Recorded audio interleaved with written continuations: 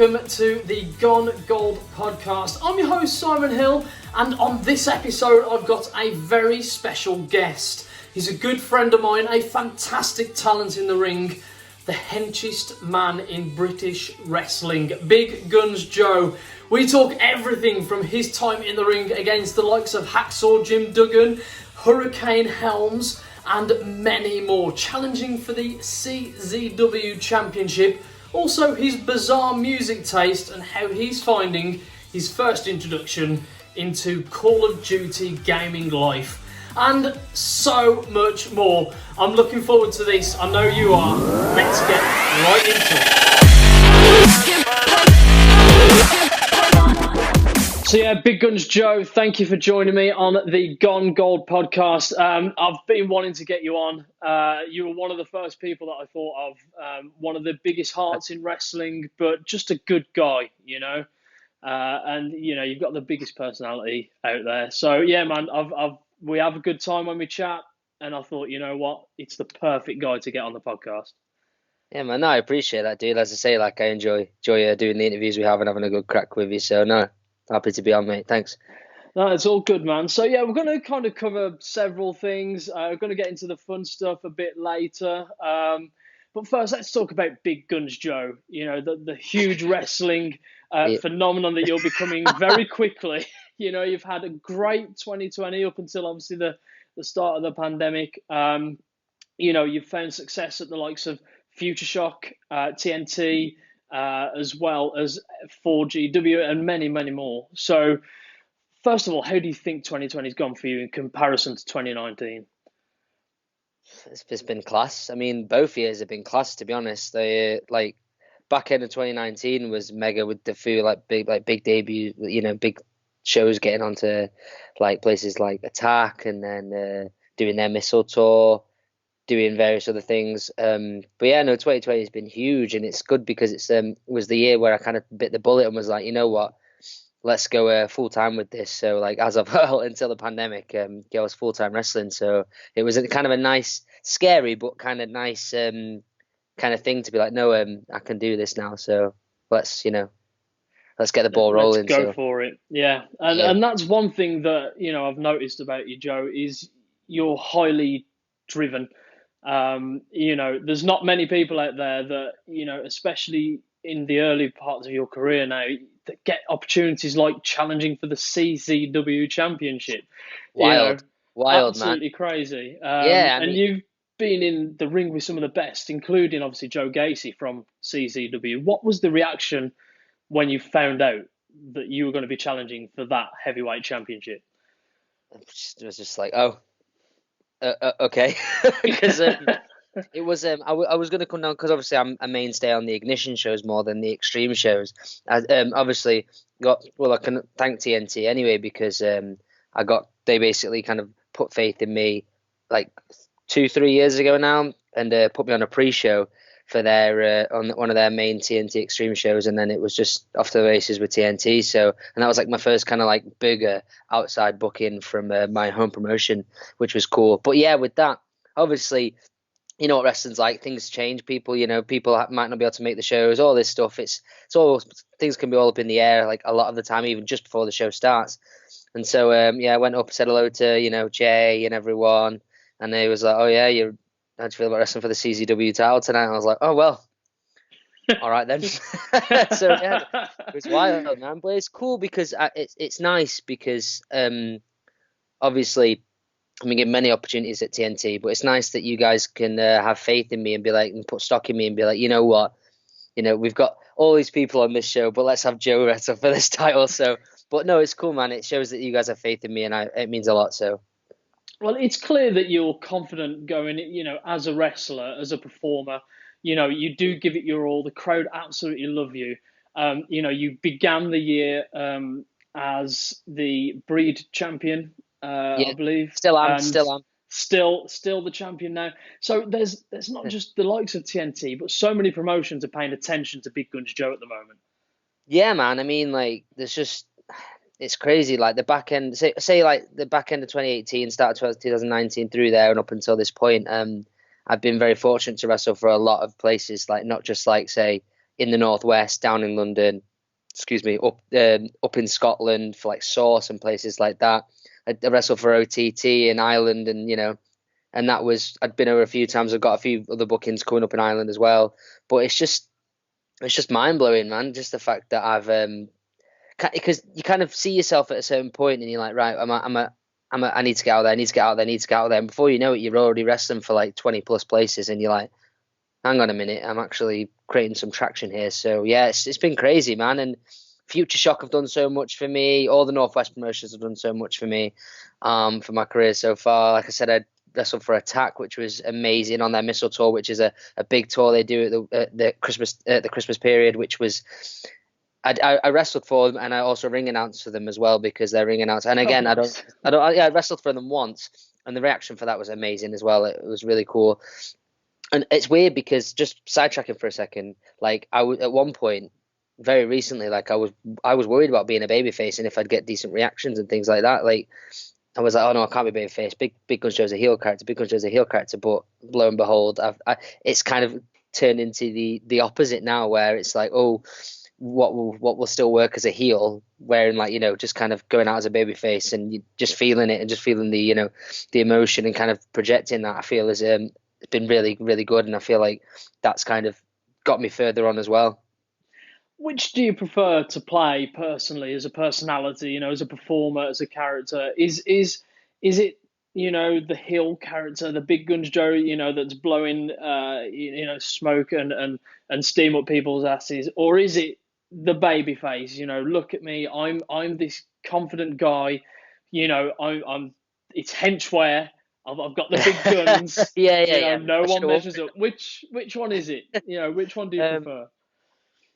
I don't know, to be honest. I mean, like, as I say, the transition was a scary one at first, because when I first started, I had some shows, like, say, camp shows, where I was babyface a lot, and it was very, very daunting. I was like, well, how am I going to do this? How am I going to do that? And I've had a lot of help with that going forward from various different people, which I'll go on to at some point within this interview, I'm sure. But excuse me, sorry. But I've got a Pepsi Max Ginger that my granddad got me. I was like, oh nice, zero calorie. Sorry. Anyway, so he's a legend. Anyway, say hello to your granddad for me. It's a good choice. He's got bigger calves than me, actually. I'm trying to not admit that, but yeah, he's got bigger calves than me. But you need to get more on those leg days, Joe. Oh, dude, I'm trying to. Ever since that, especially it's summer now, he'll have his cargo pants on and he'll be ready to go, and I'll be like, no. Anyway, so what were we talking about? What was I saying? The people that have had an influence on the heel and sorry. So like, I'd love working heel, because that's my bread and butter. That's what Big Gun Show started as. But I think the best thing about this is I can do that, and people can understand that, yes, in being heel, but they've also been on that journey with me to then have more of an emotive and visceral, or just a kind of a physical response to me.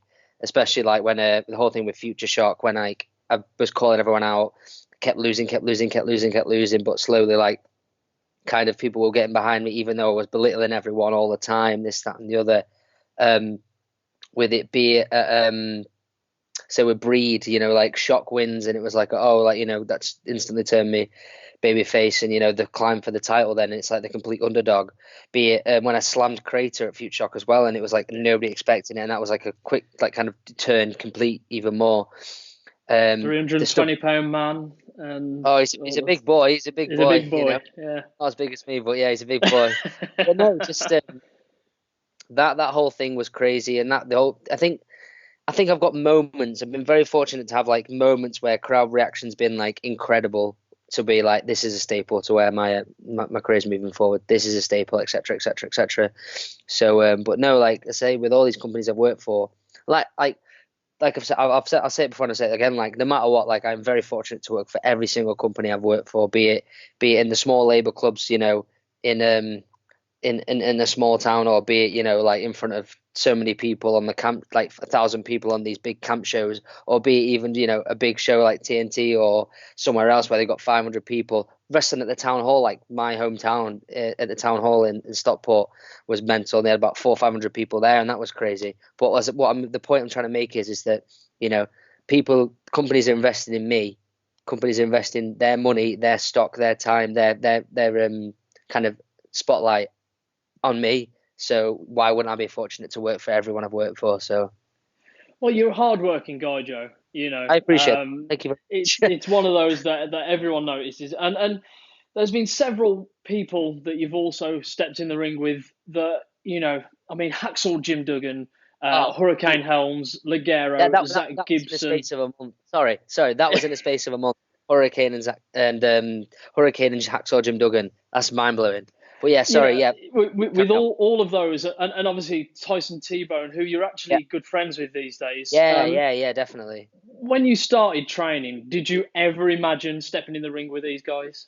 Not at all, man, not at all. Because I'm very fortunate for where I started. I started at Grand Pro, which was it's based in Hindley where they do their shows, and they still do seven shows a year. Still get good people coming in, good amount of people coming in. And I was very fortunate to wrestle like T-Bone, Ashton Smith, Martin Kirby, Ligero, and from a very, very early on. And it's kind of like it didn't really hit me properly until it got to a point where I'd kind of continued on to more and more shows. And I'm like, people are like, oh, I want to do this, what I do that. Well, I was like, well, I did that a year ago. Oh, I did that a year and a half ago. And it's like, wait, been very fortunate from the get-go, I believe. I didn't think, especially when I first started, because I'll let you in on a little secret here, Simon. I Oh, actually go on. was, when I first started training, I actually was trying to be a high flyer, I'll have you know. You were a high Yeah, flyer. I was, well, can't imagin the henchest guy in yeah, British exactly. wrestling as a No, high flyer. So, no. so were there moonsaults, hurricane ranas, bit of Rey Mysterio-esque? Yeah, trying to be. I'll put all emphasis on the try. I had a decent arm drag and a pretty sweet drop kick. But other than that, a springboard DDT as well. That was Oh, reasonable. That nice. was quite, Do we have yeah. footage of the springboard DDT, If Big if Guns you Joe? check my Instagram, you can see if you scroll down a bit, you can see me training and doing the DDT on a guy called Isaiah Quinn, who wrestles a lot in the Oh, yeah. Northwest as well for Yeah. stock and stuff. And again, he's one of my friends, been one of my friends for a long time. But yeah, so it got to a point where I was like, well, hang on a minute. There's going to be guys where they're considerably better than me at all these moves, and then some more. Why would I? What would I add to a show trying to do this certain style when you've got like, especially like on the Northwest scene when you've got the guys like Joe Nelson, like Thirlwell, and all them lot and so forth going on. So what would I benefit on or give a show? Well, more Yeah. about me benefit. What I kind of give to a show to help them benefit and help improve the show or give stock to the show to actually with doing that style. So with my dramatic background, I thought, you know what, let's do something else. Let's try and tap into, because a lot of people saying it, I do believe it, where your wrestling character is kind of you turn up to 11, and I completely believe that, because I will do things like in general life, and then like say I'm really good friends with the Young Guns, and Ethan Allen will be like, classic Big Guns that, and I'm like, what? And then you're just like, oh yeah, because it's just something daft, I don't know. But I'd invested in kind of like the performance element of it and the entertainment. Obviously, like the moves and stuff are entertaining and stuff, but kind of with the promos and everything like that, the more investment in that I feel was a lot more beneficial for me, and that's what's got me kind of to where I am today, instead of more of the move based kind of and the athletic kind of wrestling. I can bust some And out every now and again. Sorry, bro. I can bust some out every no, now and again. Just you wait. I've seen you bust out a moonsault very recently, actually, and I think you shot the entire crowd with that one. Oh yeah. That was at a TNT show, wasn't it? Against Oh, Simon was it? Miller, I believe. Was it against Simon Miller? No, I think Oh, you're thinking it might have been Joe Gacy. I did a Joe swanton bomb. Gacy. Yeah, that's it, a swanton Swanton bomb. bomb. I remember, Yeah. and I saw you on the top rope, Joe, and I was like, "What is he doing?" Yeah. But you I know did what? You think I pull was it like, off. You pull it off every time. You just. know. Thank you, man. And some people may not know, obviously, you just mentioned that you're really good friends with the Young Guns, but the likes of Tom Thelwell as well. You guys travel the country together to various promotions. Yeah, yeah. Stories from the road, Joe, that you can repeat on a podcast. I've got several that I can't. So, what's What it like about traveling we with or those just in guys? general? Oh no. Well, I mean, it's not just them lads. Like, there's always like there's Joe Nelson's there a lot of the time as well. Chris Yeah. Ridgway, when he's over, he when he's not in Japan, he comes a lot. Chris Sharp, the crazy man he is, always seems to come along as well. But it's cool, man, because um we have a couple of other people coming, like a guy called 2-Bit who helps out on shows, who should be on a lot more shows. Honestly, like that guy's super talented. Various different people like that. But because we'll go to, I end up seeing those bloody lads about 6 times a week because we'll all go to training, then we'll have a week of training. We'll have Monday off. We'll have Tuesday where we go to where we've got either Fighting Spirit or NGW, somewhere like that. Wednesday is Wednesday is Future Shock, sorry. And then Thursday's Fighting Spirit, and we'll chop and change whatever. But then we've got Friday, Saturday, Sunday of the whole of the shows, and it's like, oh god, Crazy. I don't know. I can say that Ethan Allen can sleep for England, and he talks in his sleep. And I remember turning a corner once when he was in the front seat with me. He kind of leant over, and he kind of landed on me here and was resting on me while I was driving. I was like, Ethan, Ethan. And then I went back again, and he hit his head on the side of the window, but was still completely knockout. It was crazy. Oh, he talks in his sleep. He does say he is the king a lot and different things like that. I'm like, king of what, pal? And he was talking about wheelie bins last time we were in a hotel room together.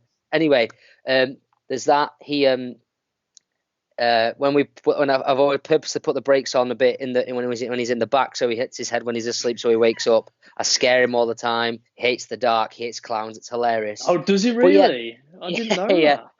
Yeah. I think. Oh yeah, honestly, amazing. Did you not see me the last TNT show?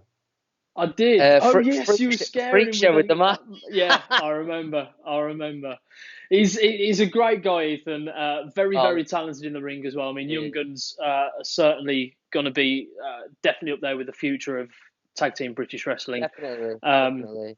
You guys are all associating yourself with each other, and it's only good things to come. Yeah, absolutely. Yeah.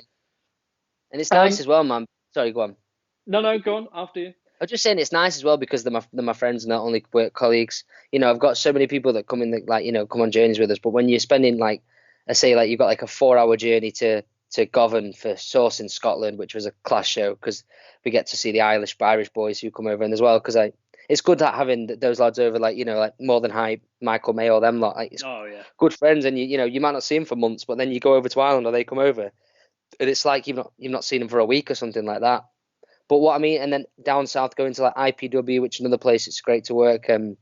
Fight Nation with the Young Guns, Kid Like Us, all them lot. But if you're in the car with them for 6 hours, and you need to keep each other entertained, so it's nice to be able to be with your friends as well as colleagues. So. Yeah, no, absolutely. And you mentioned Chris Ridgway, and I've been in a car journey with Chris before. His favourite pastime, from my experience, is karaoke. So, get him to do the Grease Megamix. Trust me, Grease Megamix and Defying Gravity from Wicked. Oh right, okay, yeah. I mean, with the Grease stuff, so we busted out a load of 80s stuff. Did he? Shania Twain was the top of the list for the 90s. Okay. Yeah, he switches a bit. Yeah. He's got a varied taste in music, a weird taste in music as Chris. But those are the stories that people don't hear about. There's a lot of us that all travel together to get to shows. And you're right. I've been in cars with several guys for 4.5, 5 hours, and you've got to keep yourselves entertained. So there's always fun to be had. There's always road stories. I want to kind of just jump back into Big Guns Joe a little bit on the wrestling side. Now, you've debuted a lot of places this year alone, the likes of Catch Pro, Tidal, Resurgence. Is there a company or a promotion so far that you haven't been to that you're really itching to kind of make your mark at in the UK? I think what I'd like to do is kind of go back to places as well, like your OTT, and various places like Attack, whatever, I debuted for Schadenfreude and Friends, which was, which was class because I got to wrestle at, again, it's such a laugh and all my friends are there. And at the same time, I got to wrestle at the Frog and Bucket in Manchester, which is a great place. I've always wanted to wrestle there, and it's 200. They sell it like that and pack 200 plus people in, and it's just so noisy, and it's just such a great experience as a performer to be there. But no, I mean, obviously there's a fair few places, what you'll end up wanting to work for. You've got when you think of police promotions in England, like your Progresses and places like that, Riptide as well. But yeah, just I'm I'm enjoying it, just being so consistent on the scene, and it's just such a good thing because you might go to a show, and then people that you've not seen for ages you'll see again, and then you'll meet new people, and then you're just creating this working relationship with many people, and it's good because you don't want to kind of just be stuck in one place, because if you're stuck in one place you can't expand. You might.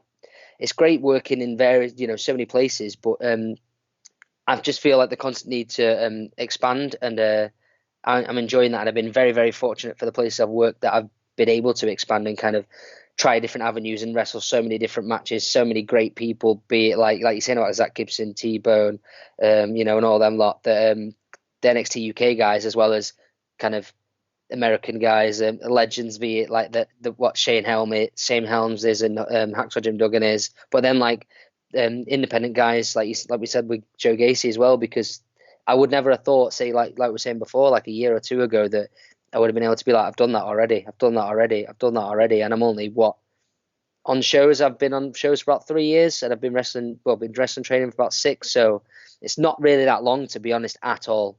No, very early on in your career. And I think, there's a lot of people that I've certainly heard kind of talk about Big Guns Joe. They've kept in touch with your career. They've watched your matches.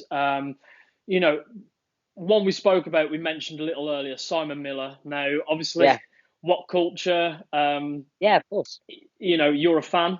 How was it to wrestle Simon Miller? He's a very big guy in the ring. People may not realise that on screen. He looks toned and ripped, but he's twice the size in person, isn't he? He's not as big as me, like we said. Obviously, that's why I tried to kind of hit the hench where I'm, just to kind of get him to book his ideas up a bit. But no, man, it's cool because wrestling is so wide and so vast that there's so many walks of life within this industry. I've got a completely different path to, say, even like say the young ones who are like my best mates, and I see them all the time, but they've still got a different path. They've gone and done WXW, and everybody's time will come in various different places. But it's nice to kind of see where people get the start. And obviously with Simon Miller, he has such a big following on the internet, and he's kind of got to a certain stature there, and it's like, well, no, he wants to bring his wrestling up to that level as well, because he's like, he said to me himself, he comments on wrestling about different things, so why shouldn't he be able to do it to kind of back that up, which I completely respect and completely understand. So, but just having that kind of, because he is a big dude, I've got to admit it, I'll admit it, he is a big dude, and it was just kind of cool because it's one of them where it's I can show him what I can do, and then he can show me what he can do, and it's one of them where he's got his background, I've got my background, and we can clash and just create something completely unique and completely different, and hopefully an entertaining match for the audience, which it seemed to do. It seemed to get good reactions when we were in there, so I was very happy with it, and I enjoyed it. He had fun, everyone was safe, so yeah. I mean, there's a lot of individuals out there that come from either reality TV or online video vlogs and shows and things like that then get into wrestling. They're branded sometimes. Obviously, you look at the likes of Adam Flex Maxted, who are recently interviewed. He's such a grafter, man. He is literally. I wrestled him like a year or so ago, and just this and we really enjoyed that match. But even me as well, I was like, oh, I could have done this, I could have done that, this, that, and the other. But he was saying, dude, we're both learning, we're both doing this, that, and the other. We're both kind of building ourselves up. But he's just kind of got the ball and he's ran with it. And he's such a cool guy, man. I get every time I see him. I've had a couple of car journeys with him. He's such a laugh. He has quite a varied music taste as well, which is but he's just such a cool guy, and it's very he works so hard, and he does like all the guys that do like the camps and stuff, and then come back to normal because I've done that. Last year in April I did 48 matches in a month, in the space of a month. That was independence and camp show. But those guys, they're a contract. They're contracted. They do what they do, and they're never off. So it's just commendable to each of them, to all of them, really, man. Absolutely, and kind of getting back to that point, you wouldn't think the likes of someone on Love Island would be able to do what the likes of Adam Maxted would be able to do in the ring. The guy's so talented. He's very so humble, he's very athletic. Man. Oh yeah, no, and very hardworking. Yeah, it's just the fact that he's you think when people like Love Island, I don't know anyone but Maxted who's been on that show, personally or professionally. But he's so humble about stuff, and you wouldn't think that he's had that platform to begin with, and he's not like, well, he's gone back down to basics. He's training, like Rampage. I've been very fortunate to go to train with a Rampage on a regular basis before all this kind of happened. And him and Screwface Ahmed have such a great school up in Newcastle as part of under the NGW umbrella, and it's the fact that he will go to all these sessions. He will go to the week-long training sessions at Rampage halls, which everyone should do anyway. Yeah. But incredible, like. Anyway, he'll still go do that. He'll still want to learn. He'll still ask me if we were both on a show called Main Event Wrestling, MBW in Newcastle, and he asked me for he was like, oh, what did you think of it? And I was like, he had honestly, I'm not just saying it because I like to get on with them both, and I'm good mates with them both. But him and Screwface Ahmed had a hell of a main event there. And he was very appreciative that I enjoyed the match, and that that he asked different bits. And I'm like, well, one, you shouldn't be asking me for anything because you're where you are, and you're doing these main event matches, etc. But it's just he was so happy the fact that one of his peers. He said this to me. He's like, one of my I'm glad that my peers enjoy my work, and I was like, well, that's humbling for me, and it shows how humble you are. So. Yeah, exactly. And it's it's testament to these guys that do come out of TV and radio and all these entertainment business to come and be get into the wrestling business, that not all of them are in it for fame. These guys work really hard. Simon Miller is a fantastic athlete in the ring. A lot of people may not have seen him in action just yet, but he's fantastic, as is the likes of Adam Maxted. And you've wrestled both of those guys. Have you noticed any difference between that and somebody who's been training for 8 years? No, not really. I think everyone wants to kind of do what they can, show why they should deserve to be on the show. Everyone kind of it's cool because everyone's gonna have a different match with someone else. If you put two people together to have a match, there's always going to be something different that comes out of it. I just think it's cool to have kind of just the stories behind everyone's kind of way into wrestling, because we all want to do the same thing, no matter if you've been on TV or been on the internet, or you started as a backyarder and you've come through the ranks of a training school. I just think that everyone wants to go in there and be the best they can be, and enjoy their time wrestling and create something special. So I think that there's no differences really. I just think people want to do the best they can and put on a great show for the audience that which they deserve, because they paid to come in to see you work. So yeah, no, absolutely, couldn't agree more. Let's get on to some of the fun facts of Big Guns Joe. Some people may not know that you are actually a qualified drama teacher. You studied drama for most of your schooling life. Yeah, and then you became a drama teacher soon after. Well, no, actually, what it was I didn't actually qualify because of wrestling. That's the thing. I did half a year of teacher training. I did my degree. I did theatre and performance practice at Salford University. I'd done various bits of teaching, here, there, and everywhere. Anyway, in amateur dramatic drama schools and stuff like that, etc. But no, I got halfway down the road, halfway in, and it was very hard to juggle both. And it got to a point where wrestling was, not necessarily demanding, because it's what I want to do and what I love to do. So I was like, yeah, all for it. And it got to a point where I couldn't manage them both. So I was like, which one is worth doing right now? And it was the wrestling, because at the end of the day, I could go back to teaching when I'm 40. But wrestling's here and now. I don't want to go look back and be like, I should have done this and I should have really gone balls to the wall with it. So yeah, so I can do it, and I've taught many classes.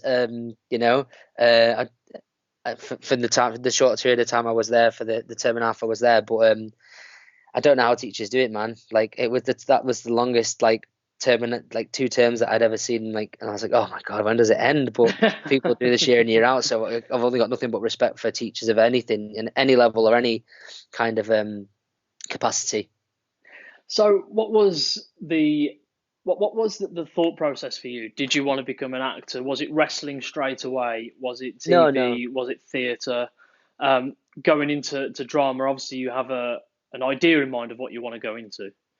Well, it's been kind of drama's been my kind of my bread and butter from day one. Really, I started doing like amateur dramatics at the Plaza Theatre in Stockport, which was I've also wrestled there, which is class. It's just weird seeing all the old volunteers, bless them, like Ethel and Barbara going, "Go on, Joe," and it's like, oh, you're right. But anyway, yeah, I started doing amateur dramatics there. I eventually got a job doing like front of house and bar stuff there, which was cool because they were so cool and so like understanding with wrestling and stuff. And that was the first thing where I was like, actually, I can do real, like, wrestling and a real job, if you would. But which is not, that's completely the silly kind of thing to say, really, because it is a job, but you're entertaining people. So anyway, by the by, I did that. I did it throughout school. I got the drama award. I got a nice little trophy from school. Oh, nice. Yeah, I think it was acting at first, really, because I had auditions for different drama schools like Lipper and and Man Met's drama school and stuff like that before I eventually settled at Salford, because it just seemed like the right place at the right time to kind of get involved in. I auditioned for Lipper the year before, didn't get into that, and I was like, right, well, I'll just wait a year because obviously I'm too young. Did a few other auditions, got a couple of callbacks, but it was one of them where it was like, no, I kind of want to go somewhere where I can kind of explore different ventures, because I did presenting when I was at sort of Salford. Did clowning. I'm sure Ethan would have loved that. Nice. Which was like the art of a clown, different voice and text work, physical theatre, which kind of links with wrestling, because my final piece was actually kind of a physical theatre. Like I was wrestling a dummy, which is weird to say, but it was kind of the art form of how I would make that look and how I would make it that person, using like Circus Olay or different things like that to kind of make that puppet come alive and etc. and stuff within the art form of which was wrestling. But yeah, it was acting at first, and as I slowly I kind of went away from wrestling after when I was like 14. Then a couple of years later, I was like coming back into it. I was like, why did I leave this? Got to a point when I was 18. I was as I started uni effectively. I was like, no, let's give it a go. So it was kind of two things, and I got a good grade. I got 2-1 in my degree, which was quite a thing. Nice. Good. Yeah, man. Pretty I got to a point where I was like too focused on trying to train instead of doing my degree stuff. But I did it, and I got to wear the cap and gown and stuff, so it was cool.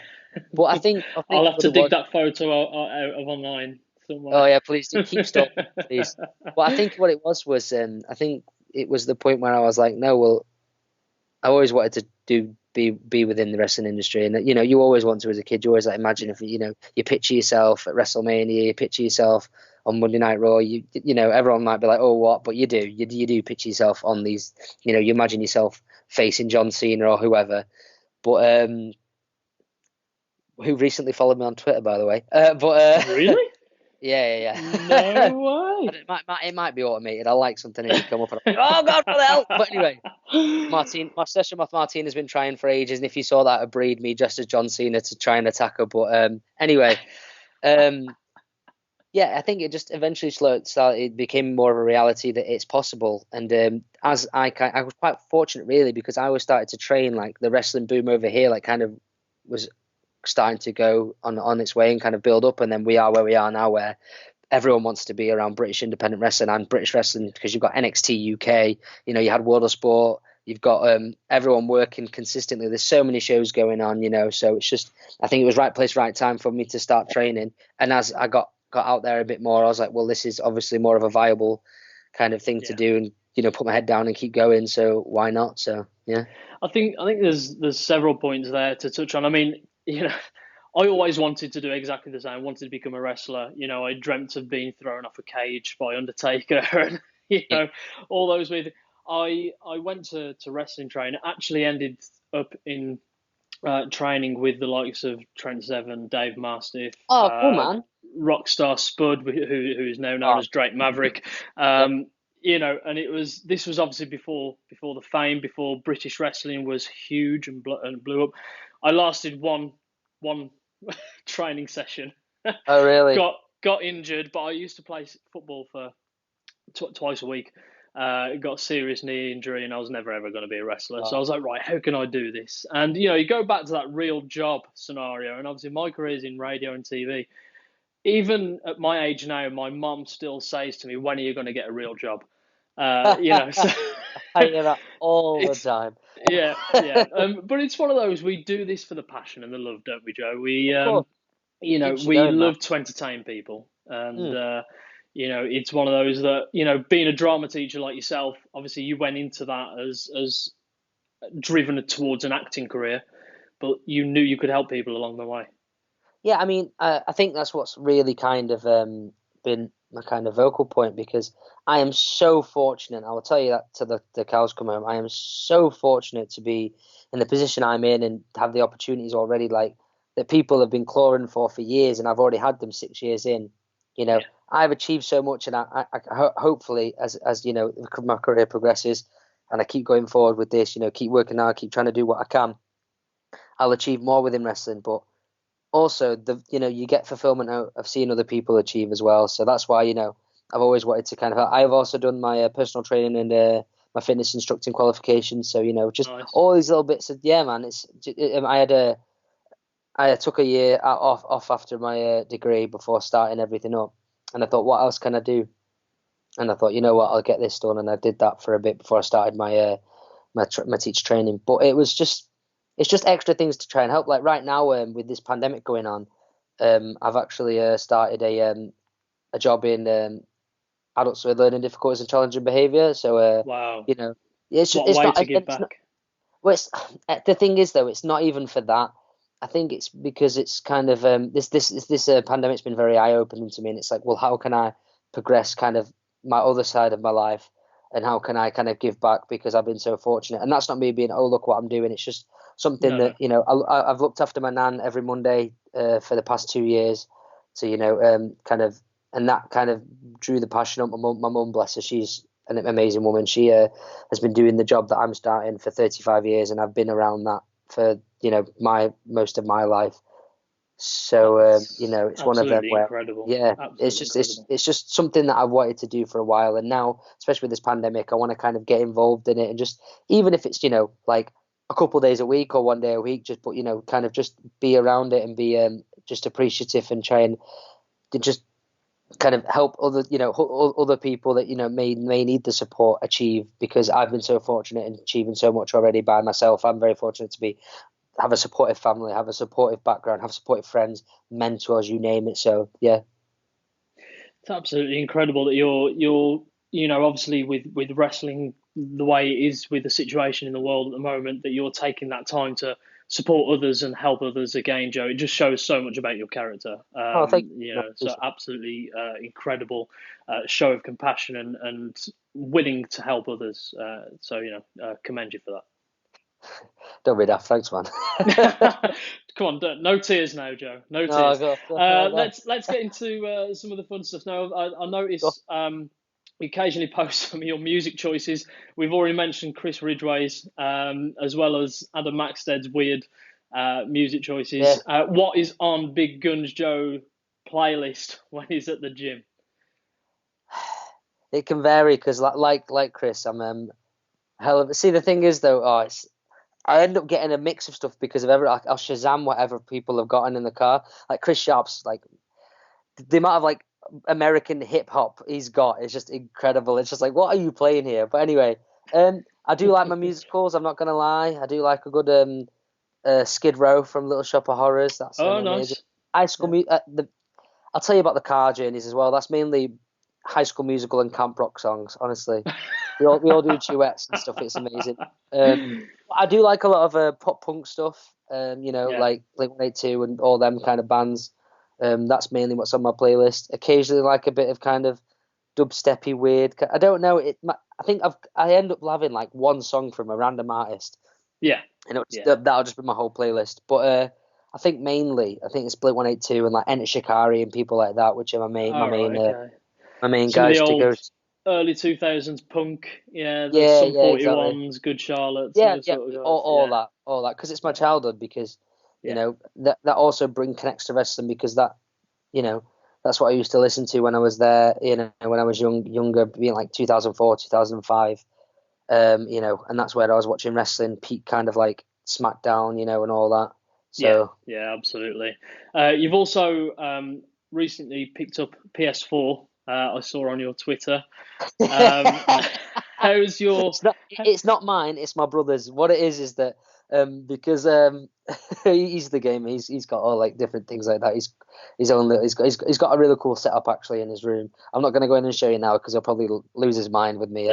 But anyway, I think because all the boys like I even when I would go around to like Chris Sharp's and and hang out with the lads, like we'd all end up playing something like that as well as watch wrestling, which was a cool kind of mix. But I think what it was that everyone was on it, so I was like, I might as well go on it. Took me forever to download this Warzone Call of Duty gimmick, and I was like, I don't know what I'm doing anyway.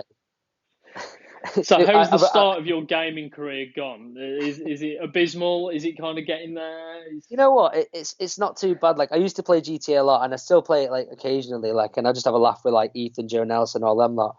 But when you're on a team with like Sam Bailey, who's an amazing Call of Duty player, and all them lot, and all like the Future Shock lads, and you're there just running about trying to do something, getting killed constantly while they're trying to win the whole game. You're like, yeah, sorry lads, I'm the weak link here. I'm just here to be with the boys, really.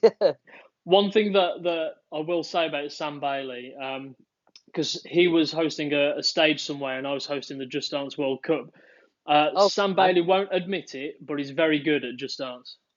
Is he? Well, there's been a couple of Future nights out, especially the one most recently, coming up to Christmas, and his dance moves are incredible. He can move that man. I'm not saying that just because he's one of my coaches, but he can jive and his hips can move, and he's one of them where if I tried the moves he did, I'd look stupid and be like, what are you doing? But he can just pull it off.